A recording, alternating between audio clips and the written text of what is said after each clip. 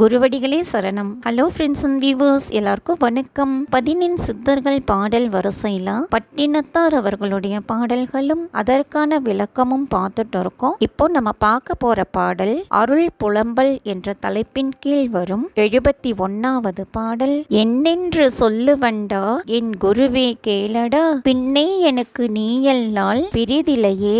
இதுதாங்க அந்த பாடல். பிரிதிலையே அப்படின்னா வேறு ஒருவர் இல்லை அப்படின்னு அர்த்தம். என் குருவே கேட்பாயாக, என் குறையை உனக்கு என்னவென்று கூறுவேன் என்றாலும் அவற்றை ஒருவாறு சொன்னேன். என் குறையை எடுத்து கூறிக்கொள்ள உன்னையல்லாமல் வேறு ஒருவர் எனக்கு உண்டோ அப்படின்னு கேட்டிருக்காரு. இதுதாங்க இந்த வரிகளோட அர்த்தம். அடுத்தது பாடல் 72. கன்னி வனநாதா கன்னி வனநாதா, அன்ன விசாரம் அது அற்றவிடம் கிட்டாதோ, சொர்ண விசாரம் தொலைந்தவிடம் கிட்டாதோ.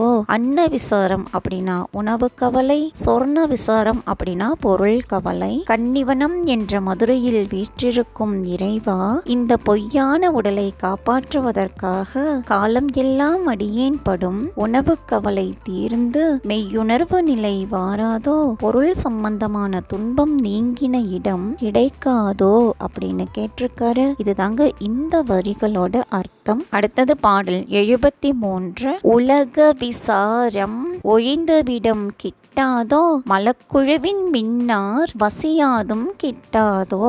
உலக விசாரம் அப்படின்னா உலக கவலை, மலக்குழுவின் மின்னார் அப்படின்னா மலக்கூட்டம் போன்ற பெண்கள், நிலை பேர் இல்லாத இந்த உலகத்து பொருள்களை பற்றி கிடந்து யான் படும் கவலையெல்லாம் தீர்ந்த இடம் எனக்கு கிடைக்காதோ. மலக்கூட்டம் போன்ற பெண்கள் என் உள்ளத்தை கவர முடியாத நிலை எனக்கு கிடைக்காதோ அப்படின்னு கேட்டிருக்காரு. இதுதாங்க இந்த வரிகளோட அர்த்தம். அடுத்தது பாடல் 74. ஒப்புவமை பற்றோடு ஒழிந்தவிடம் கிட்டாதோ, செப்புதற்கும் தெளிந்தவிடம் கிட்டாதோ. செப்புதற்கும் எட்டா அப்படின்னா சொல்ல முடியாத உண்மை தெளிந்த பேரின்ப நிலை, தனக்கு இணையும் உயர்வும் பந்தமும் இல்லாத வீடு பேறு எனக்கு கிடைக்காதோ. இவ்வாறு இருந்தது என்று மற்றவர்களுக்கு கூற முடியாத உண்மை தெளிந்த பேரின்ப நிலை எனக்கு கிடைக்காதோ அப்படின்னு கேட்டிருக்காரு. இதுதாங்க இந்த வரிகளோட அர்த்தம். அடுத்தது பாடல் 75.